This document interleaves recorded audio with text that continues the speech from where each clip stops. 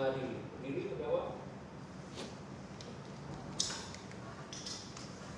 1. Menyatakan terdakwa Christopher Stefanus Budianto alias Stephen anak dari Roy G. Budianto Subiata terbukti secara sah dan meyakinkan salah melakukan tindak pidana penipuan sebagaimana dalam dakwaan kedua. 2. Menjatuhkan pidana kepada terdakwa oleh karena itu dengan pidana penjara selama 2 tahun dan 6 bulan. 3. Menetapkan masa penangkapan dan penahanan yang telah dijalani terdakwa dikurangkan seluruhnya dari pidana yang dijatuhkan. 4. Menetapkan terdakwa tetap ditahan. 5. Menetapkan barang bukti 1. Guna perjanjian sewa menyewa mobil antara saudari Jessica Iskandar selaku pihak pertama dan PT Pesona Trip Indonesia selaku pihak kedua atas 1 unit mobil dengan spesifikasi unit merek mobil merek Toyota Tipe Alphard 2.5 GAT dengan nomor polisi B73DAR nomor rangka nomor mesin tertanggal 27 Februari 2021 dikembalikan kepada saksi Jessica Iskandar. 6. Membayarkan terdakwa untuk biaya perkara sejumlah Rp5.000.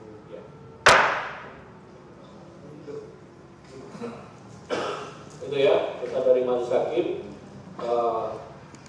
penuntut umum, terdakwa dan penasihat hukum terdakwa.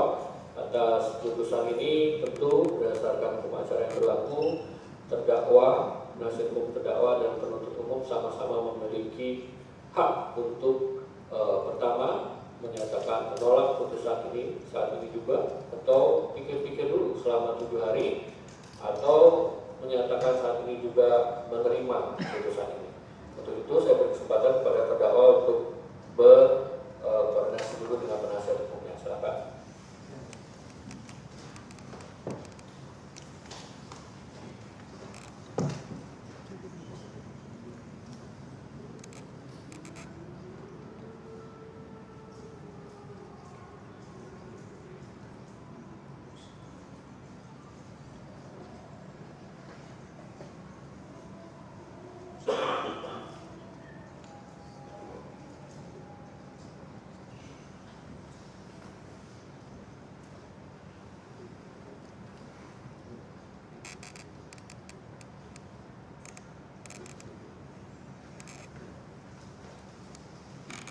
Bagaimana mau disampaikan terdakwa atau penasihat hukum? Hanya saya minta waktu diberikan 1 minggu. Penuntut umum? sedikit. Ya, 7 hari ya waktunya. Kalau lewat 7 hari saudara belum menentukan sikap, maka dianggap menerima putusan ini. Gitu ya, jelas ya? Dengan demikian, pemeriksaan perkara ini selesai dan dinyatakan ditutup.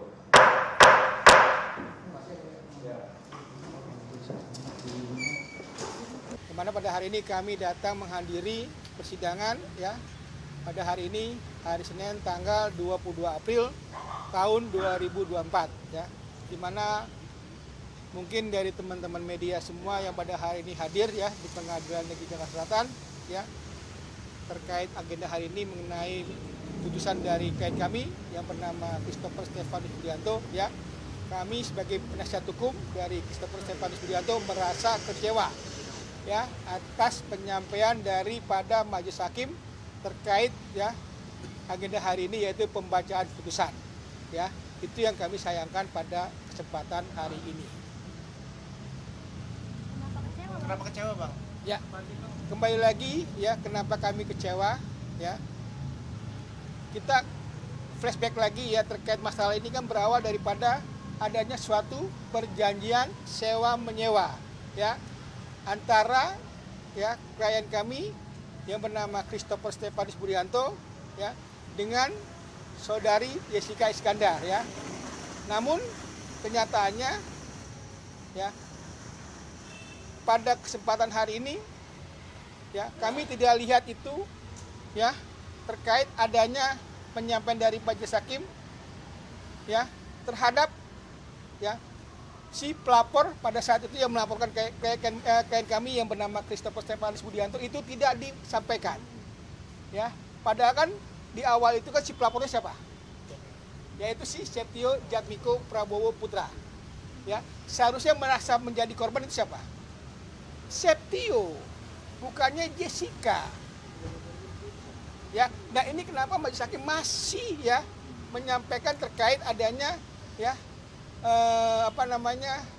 kerugian daripada Jessica Iskandar. Nah, kami juga merasa kaget gitu loh. Aneh menurut kami. Seharusnya menjadi korban itu siapa? Si Septio sebagai si pelapor. Nah, ini kami kecewa. Seharusnya ini ya klien kami hari ini bebas, sebebas-bebasnya itu loh. Tapi kenapa klien kami di sini dipaksakan ya terkait pidananya, kan aneh. Padahal di sini jelas-jelas adanya suatu perjanjian sewa menyewa. Jadi di mana ranahnya? Dan ingat loh, pada saat penyampaian dari majelis hakim ini kan kita juga kaget. Ya, mobil itu kan bukan dijual, dititipkan. Ya, sama saudari Komang pada saat itu. Dan ini juga sudah disampaikan di persidangan pada saat itu. Bukannya dijual, aneh kenapa jadi dijual? Kan lucu. Nah, terkait juga terhadap pasal yang disampaikan ini juga kita kaget lagi di sini. Kenapa jadi pasal 378? Bukan pasal 372 penggelapan. Kan aneh menurut kami. Yang seharusnya ya majelis hakim di sini cermat dalam mengambil putusan, ini enggak. Jadi kami merasa kecewa hakim pada saat ini ya masih dalam mengambil putusannya ini masih ragu-ragu. Ya, nggak adanya keyakinan. Ini kami sangat sayangkan terkait masalah ini. Itu saja. Abang, maaf kalau saya dengar tadi hakim sempat ngomong bahwa mobil itu memang dijual Stefanus ke saudara Komang dengan nilai 1,2 sekian miliar. Ya. Dengan pembayaran berupa dicicil. Nah, ini kembali lagi waktu pada saat di persidangan ya. Itu benar nggak, Bang? Karena gini loh. Karena si Christopher Stefanus Budianto ini adalah sebagai komisaris daripada PT Trip ID, ya kan? Dan dia juga menyampaikan juga terkait masalah ini ya kepada dia punya rekanan bisnisnya bahwa mobil ini ya yang dia sampaikan ini adalah terkait masalah titipan. Ya. Jadi apapun yang dititipkan di PT Trip ID ini ya komisaris ya dalam hal ini bisa juga untuk mengambil suatu kepastian ya untuk ke depan ya terkait mobil yang memang ada di PT Trip ID sendiri kan gitu. Nah, terkait masalah ini kan juga kita juga tadi sempat nanya sangat kaget juga ya. Kenapa jadi masalah mobil yang dititip gitu loh. Yang ternyata katanya dijual sama Christopher Stefanus Budianto ke Komang. Nah, ini enggak. Ini hanya titipan saja gitu loh. Ada transaksi, Bang? Ya. Transaksi jual beli. Ditransfer ke Stefanus. Nah, terkait masalah adanya transaksi transparan itu, ya ini kan karena ada dari klien kami sendiri ya terkait masalah pada saat itu ya memang lagi dia untuk membutuhkan suatu dana ya makanya dia coba untuk menyampaikan itu terkait masalah mobil tersebut kan gitu. Tapi bukan dijual gitu loh. Hanya untuk disampaikan untuk peminjaman dana kepada Komang. Digadekin. Semacam itulah namanya. Tapi kan lucunya kenapa jadi beralih dijual? Tapi memang perjanjian sama Komang ini sendiri memang dititip. Jual beli atau gade? Dititip, bukan dijual. Kalau saya dititip nggak ada transaksi dong, Ya, Bang. makanya kan ini kan kembali lagi sama si Komang ke Christopher Stefanus Budianto gitu loh terkait mobilnya dititip gitu nantinya. Dan di mana nanti kalau memang uang yang memang dia pegang sama Christopher Stefanus Budianto ini nanti kan akan dikembalikan lagi ke Komang. Intinya itu. Bukan dijual mobilnya ini makanya kami kaget pada saat ini loh, penyampaiannya. Tapi kontraknya memang titip bukan jual. Perjanjian itu titip ya, bukannya perjanjian jual beli mobil. Kenapa hakim akhirnya ngomong? Makanya kita kaget. Kenapa ada perjanjian jual beli mobil di sini?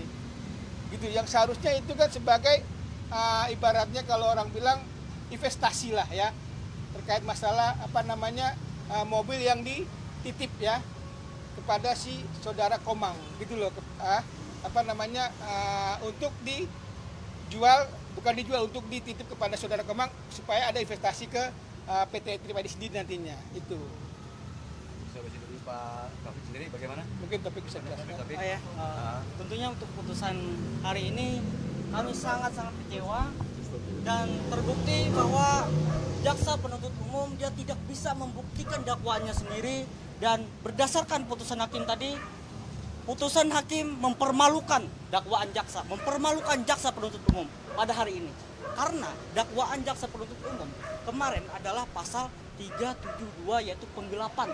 Tetapi hukumannya diponis pasal 378 penipuan. Ini kan berbeda nih. Artinya mempermalukan jaksa sendiri. Dan juga kami yakin bahwa klien kami ini ada indikasi ya dikorbankan atau ditumbalkan oleh pimpinannya. Karena posisinya CSB ini, klien kami ini bukan seorang pimpinan. Ada pimpinannya yaitu direktur utama yang berinisial AE.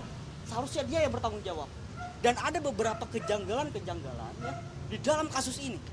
Saya akan menguraikan atau saya akan mengungkapkan di sini kejanggalan-kejanggalan itu. Yang pertama, CSB diponis tadi adalah penipuan.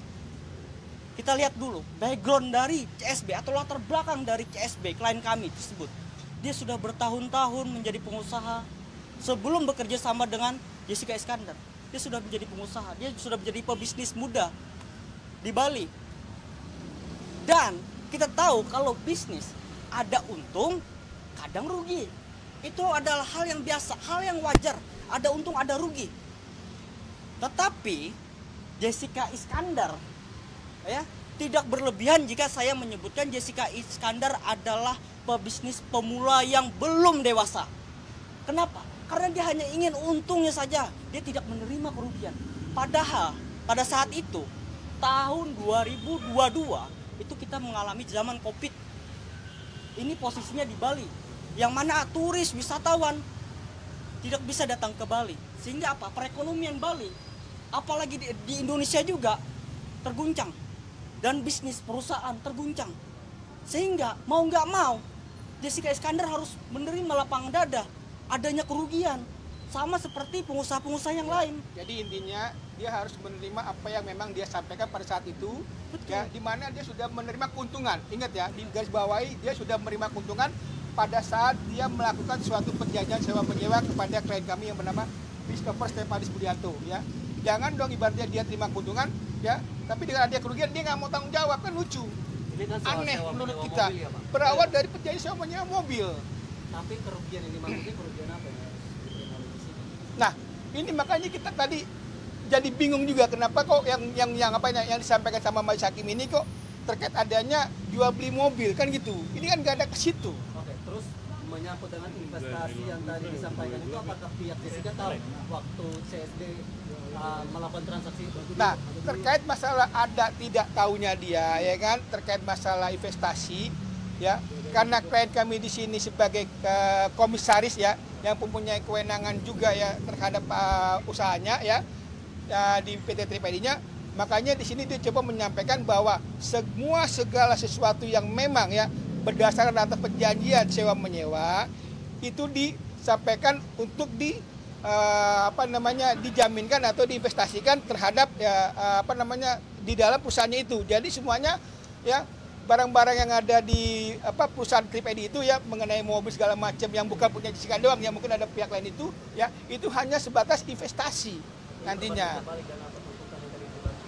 Terbanding terbalik, ini kami sangat sayangkan. Makanya kami juga sangat kecewa kenapa terkait pasal ini ya, pasal yang disampaikan sekarang ke pasal 378. Betul. Ya. Hakim bilang itu pasal alternatif itu kan Ya. sanksi 378. Boleh-boleh aja, pasal alternatif itu yang mana yang seharusnya disampaikan. Alasan tadi abang langsung tidak menyampaikan keberatan depan majelis hakim menunggu sampai dulu. Kalau tadi kami coba berkonsultasi kepada Christopher Stefanus Budianto ya terkait putusannya yang disampaikan oleh Majelis Hakim ya, yang mana dari klien kami ini ya kami merasa keberatan adanya putusan ya terkait vonis yang disampaikan dari Majelis Hakim terhadap klien kami yaitu 2 tahun 6 bulan. Ini kami sangat sayangkan. Harusnya Ya. berapa, Bang? Seharusnya klien kami itu bebas dari segala tuntutan ya yang disampaikan oleh jaksa penuntut umum. Karena kenapa? Berawal lagi nih, ingat nih, ini ya berawal dari perjanjian sewa menyewa yang memang ranahnya bukan ke arah kepidanaan, namun ke arah kependataan. Nah, ini kami sangat sayangkan gitu loh. Kalau memang dia merasa dudukan, gugat dong. Bukan dilaporkan. tapi dia sudah menerima keuntungan, kok kenapa klien kami dilaporkan? Kan ini lucu menurut kami. Makanya kami tadi coba menyampaikan ke klien kami ya untuk coba menanggapi dulu ya kan terkait penyampaian dari majelis hakim terkait putusan ini ya, supaya kenapa ya, supaya kami bisa berkonsultasi dulu kepada klien kami terhadap putusan yang disampaikan oleh majelis hakim ya pada saat ini, yang memang dari klien kami merasa sangat dirugikan ya terkait putusan tersebut.